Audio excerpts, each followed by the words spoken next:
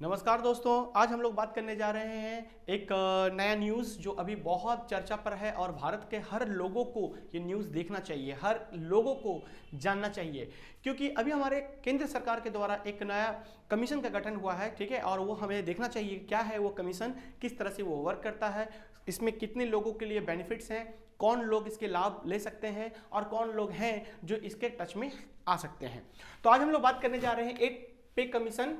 ठीक है, ये भारत सरकार के द्वारा अप्रूव्ड किया गया है, जो केंद्र सरकार है उनके द्वारा अप्रूव्ड किया गया है सेंट्रल गवर्नमेंट इंप्लॉइज के लिए, जो आपको देखने को मिलेगा 2025 के बजट पर। और इसको आपको समझने को बहुत कुछ है इसमें और हम लोग बहुत कुछ इसमें जानेंगे। आखिर क्या है सर, ये क्यों इसको चर्चा पर रखा गया है? अभी पिछले 10 दिनों से ये बहुत चर्चा पर है, हर इंसान इसको जानना चाहिए। क्यों? क्योंकि ये जितनी भी लोग आज जॉब कर रहे हैं, सरकारी नौकरी कर रहे हैं, उनके लिए ये सब चीजें हैं। ठीक है, और आपको ये जानना है कि 8 पे कमीशन अप्रूव्ड सेंट्रल गवर्नमेंट के द्वारा अभी क्यों किया गया है। ठीक है, तो ये सारे सवालों का जवाब आज आपको मिलेगा। ठीक है, और भी अगर आपके पास कोई क्वेरीज होंगे तो आप जरूर कमेंट बॉक्स में लिखेंगे, मैं उससे रिलेटेड वीडियोस आपको मैं वापस ला कर दूंगा, ये मेरा प्रॉमिस है। ठीक है, चलिए तो हम लोग बात करते हैं आज 8 पे कमीशन क्या है और तुरंत वीडियो को स्टार्ट करते हैं। देखिए, इसे अप्रूव किया गया है सेंट्रल गवर्नमेंट के द्वारा। जो सेंट्रल गवर्नमेंट के एम्प्लॉइज हैं उनको ये बेनिफिट मिलेंगे आपको कब?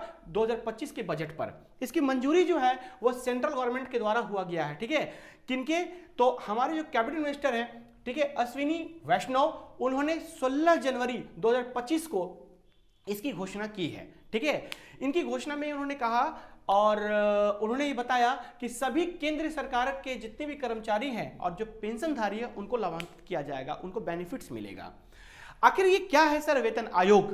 तो वेतन आयोग की अपनी एक हिस्ट्री है जो आपको जानना बहुत जरूरी है। देखिए, वेतन आयोग क्या है कि ये केंद्र सरकार द्वारा स्थापित एक निकाय है।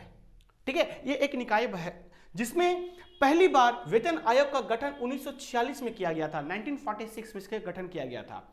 ये हर 10 साल में, ठीक है, इस आयोग को निकाय किया जाता है ताकि हर वह जो पेंशनधारी हैं, जो वेतनधारी हैं, उन्हें बेनिफिट मिल सके। देखिए, 10 साल के अंतर में बहुत सारी ऐसी चीजें हैं जो बदल जाती है मार्केट के अंदर, हमारे परचेज और सेल के अंदर। ठीक है, यानी कि हर वो इंसान जो जुड़ा हुआ है हमारे मार्केट के साथ, हमारे बिजनेस के साथ, हमारे इनकम के साथ, तो इसमें रिवाइज किया जाता है। तो 1946 में पहली बार इसका वेतन आयोग का गठन किया गया था और उसके बाद 1957 में, उसके बाद 73 में, 1973 में, 1986 में, 1996 में, उसके बाद 2006 में, फिर 2016 में। तो 7वें वेतन को लाया गया था 2014 में और इसकी सिफारिश 2016 में की गई थी। ठीक है, यानी कि 2016 में 7वां वेतन को लागू कर दिया गया था। ठीक है, 7वां वेतन को लागू करने के बाद आखिर इसकी जरूरत क्या है सर?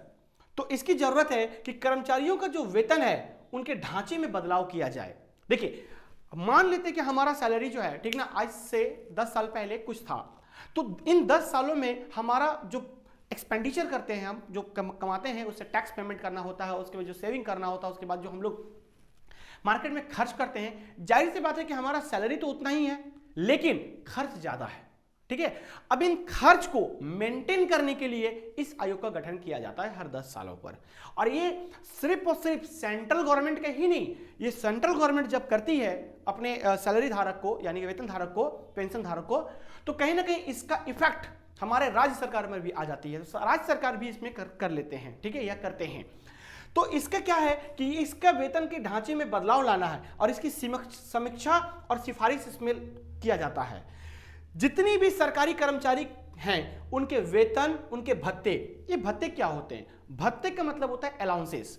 अलाउंसेस समझिएगा ध्यान से। देखिए, हमारा जो टैक्स है ना, वो 2 तरह का काम करता है। ठीक है, एक होता है डायरेक्ट टैक्स और दूसरा होता है इनडायरेक्ट टैक्स।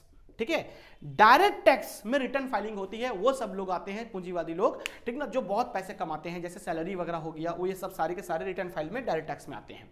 इसमें एक और टैक्स था, वेल्थ टैक्स, जिनको अरुण जेटली जब हमारे फाइनेंस मिनिस्टर बने थे 2014 के बाद, उन्होंने इसको बिल्कुल तरह से खत्म कर दिया गया था और अभी सिर्फ हम लोग इसमें रिटर्न फाइल यानी इनकम टैक्स का पेमेंट करते हैं। और इनडायरेक्ट टैक्स में आप सभी लोग जानते हैं, इनडायरेक्ट टैक्स में हर वो टैक्सेस आ जाते हैं जो हम लोग इनडायरेक्टली पे करते हैं, यानी कि परचेज एंड सेल में करते हैं, ठीक है। बाद में इनडायरेक्ट टैक्स को भी पूरा तरह से खारिज कर कर, जितने भी इसको 18 प्रकार के 20 प्रकार के इनडायरेक्ट टैक्स से भी ज्यादा होते थे, उसको मोदी जी ने खारिज कर कर एक नया टैक्स ले आया, जीएसटी, ठीक है। हालांकि हम बात नहीं कर रहे इंडायरेक्ट टैक्स का, हम बात करें डायरेक्ट टैक्स। तो डायरेक्ट टैक्स का कैलकुलेशन हम लोग 5 हेड में करते हैं, 5 हेड में, ठीक है। तो 5 हेड में एक हेड होता है सैलरी। तो सैलरी जो है ना, उस सैलरी के अंदर बहुत सारे अलाउंसेस होते हैं। हालांकि वो एक चैप्टर होता है जो अगर कभी भी इनकम टैक्स का अगर मेरे क्लासेस होगी कॉमर्स में, तो मैं उसको बहुत अच्छे से आपको समझा दूंगा। लेकिन अभी मैं 8 पे कमीशंस के बारे में आपको बता रहा हूं कि भत्ता क्या होता है, तो समझिएगा। देखिए, जब कोई सरकारी कंपनी या फिर कोई मल्टीनेशनल कंपनी, जब कोई कहीं पर हम लोग काम करते हैं, कहीं पर हम लोग वर्क करते हैं, तो वो क्या होता है, हमें सैलरी देता है। अब वो सैलरी क्या है, वो डिपेंड करता है कि हमारे सैलरी में उतना हमारा गुजारा होगा कि नहीं। तो वो सैलरी जो है ना, उसके साथ साथ कंपनी जो होती है, मान लो कि सेंट्रल गवर्नमेंट की मेरी नौकरी लगी, तो वो सैलरी के साथ साथ वो कुछ हमें अलाउंसेस देते हैं, जैसे house rent allowances, medical facilities, जैसे हो गया मेरा पेंशन, जैसे हो गया मेरा, ठीक है, एंटरटेनमेंट अलाउंसेस, इस तरह के अलाउंसेस होती हैं कुछ, ठीक है। तो अलाउंसेस देते हैं, तो ये होता है लिक्विड फॉर्म पर, मतलब आपको पैसे देते हैं। और बहुत ऐसी कंपनियां हैं कि आपको इस अलाउंसेस की जगह पर, पैसे की जगह पर आपको एक और बेनिफिट देता है, जिसे हम लोग परक्यूजिट कहते हैं। ये गिफ्ट के फॉर्म पर माना जाता है। किताबों की अगर भाषा पर बात करें तो ये मेरा गिफ्ट के फॉर्म पर होता है, ठीक है। तो हम लोग यहाँ पर बात कर रहे हैं सैलरी, अलाउंसेस और भी बहुत अन्य मेरे लाभ इसमें मिलेंगे, ठीक ना। इन सभी चीजों के आकलन कर कर भारतीय सरकार सरकारी कर्मचारियों पर यह बदलाव करते हैं। आखिर इसका कारण क्या है सर, क्यों 8 पे कमीशन को लाया जाता है 10 सालों में। देखिए, जैसे हो गया मुद्रास्फीति, इन्फ्लेशन, जैसे हो गया आर्थिक स्थिति, कहीं ना कहीं इकोनॉमिकल कंडीशंस तो आप जानते हैं कभी इधर उधर होता ही रहता है, ठीक ना। लेकिन हमारे सैलरी बेस्ड जो लोग होते हैं वो क्या होते हैं, एक प्रकार के स्टेबल हो जाते हैं। देखिए, बिजनेस क्या है, बिजनेस में ऊपर नीचे होते रहता है, कभी हम बहुत ज्यादा कमाते हैं, कभी कम कमाते हैं, वो मेंटेनेंस हो जाता है। लेकिन सैलरी बेस्ड पर लोग एक जगह फिक्स्ड हो जाते हैं। अरे बढ़ेगा भी तो कितना बढ़ेगा, 500, 1000, 2000, ठीक ना। लेकिन यहां पर अगर इसको रिवाइज्ड नहीं किया जाएगा तो ये बहुत प्रॉब्लम आ जाएगा, ठीक है। तो आर्थिक स्थिति, जीवन यापन की लागत, यानी कि हमारे जो लाइफ स्टाइल है उसमें कहीं ना कहीं कॉस्ट को लेकर बहुत प्रॉब्लम होती है। आपने अभी हाल ही में पाकिस्तान में सुना होगा कॉस्ट कटिंग, ठीक ना, कि सुबह के चाय को काट दिया गया, खाना को काट दिया गया, एक टाइम लोग खाना नहीं खा पा रहे, कॉस्ट कटिंग। तो कॉस्ट कटिंग क्यों होता है सर, क्योंकि हमारा इनकम लिमिटेड है, एक्सपेंडिचर अनलिमिटेड हो गया, एक्सपेंडिचर बहुत ज्यादा हो गया, तो कहीं ना कहीं कॉस्ट कटिंग करके उसको मेंटेन किया जाता है। सरकारी तो नहीं कर सकती है ना, तो सरकारी क्या करेगी, तो वो इनकम को बढ़ाती है हर 10 साल पर, ठीक है। वो उसकी जो सैलरी है उस सैलरी को वो बढ़ाती है, ठीक है। तो देखिए, कहीं ना कहीं इसमें लाभ क्या मिलता है, जैसे हो गया आपका आवास लाभ, यानी कि मैंने अभी बोला ठीक ना, रेसिडेंशियल बेनिफिट्स, इसको हम लोग, ठीक है, कहीं ना कहीं आपका हाउस रेंट अलाउंसेस भी बोलते हैं। चिकित्सा लाभ यानी कि मेडिकल फैसिलिटीज, उसमें उसको आपको बेनिफिट्स मिलेंगे। उसमें यात्रा लाभ यानी ट्रैवलिंग एक्सपेंसेस, आपका एक्सपेंडिचर में जो भी आपका लगते हैं तो उसके हिसाब से उनको दिया जाता है, ठीक है। कहीं ना कहीं हम लोग इसमें एंटरटेनमेंट अलाउंसेस भी जोड़ते हैं, तो इस तरह के कहीं ना कहीं अलाउंसेस मिलते हैं। आखिर सर इसका कंक्लूजन क्या है, तो कंक्लूजन के तौर पर देखा जाए तो समाज के विभिन्न वर्गों पर असमानता जो आ रही है ना, उसको कम करना होता है। देखिए, इक्वलिटी हर जगह है, अनइक्वलिटी हर जगह है, तो कहीं ना कहीं इसको कम करना है। खत्म तो तुरंत नहीं कर पाएंगे, लेकिन धीरे धीरे कम करेंगे तो एक ना एक दिन खत्म हो जाएगा। तो अनइक्वलिटी को खत्म करने के लिए हमें, ठीक है, समाज के जितने भी वर्ग हैं उस वर्ग में हम लोग इसको लाकर कम किया जा सकता है, ठीक है। देखिए, तो अब हम लोग बात हैं कि सर इसमें तकरीबन कितने, कैसे, कौन से लोगों को मिलेंगे। तो इसमें लगभग 50 लाख केंद्रीय सरकार का जो कर्मचारी हैं उनको यह लाभान्वित किया जाएगा, और 65 लाख से भी ज्यादा पेंशनधारी और जो अलाउंसेस को बेनिफिट ले रहे हैं उनको भी बेनिफिट मिलेगा, ठीक है। वो सारे अलाउंसेस को दिया जाएगा जो लोग यहां पर, ठीक है, आपका ऑलरेडी रजिस्टर्ड है, राइट। तो कहीं ना कहीं 7वां वेतन आयोग जो है ना, कर्मचारी के हिसाब से अगर देखा जाए तो उस समय संघों ने इसकी फिटमेंट फैक्टर कॉस्ट रखा गया था 3.68। अब आप सोचेंगे सर फिटमेंट फैक्टर क्या होता है, तो फिटमेंट फैक्टर जो है, ठीक है, वो अभी हमें इसके कैलकुलेशन बताऊंगा, देखना आप भी समझ जाएंगे फिटमेंट फैक्टर कॉस्ट कैसे निकाला जाता है, ठीक है। 7वां वेतन में इसको 3.68 फिटमेंट फैक्टर की मांग की गई थी, लेकिन इसमें मांग के बाद भी इसको 2.57 फिटमेंट फैक्टर को रखा गया था, ठीक है। अभी फिटमेंट फैक्टर क्या होता है, ध्यान सुनिए।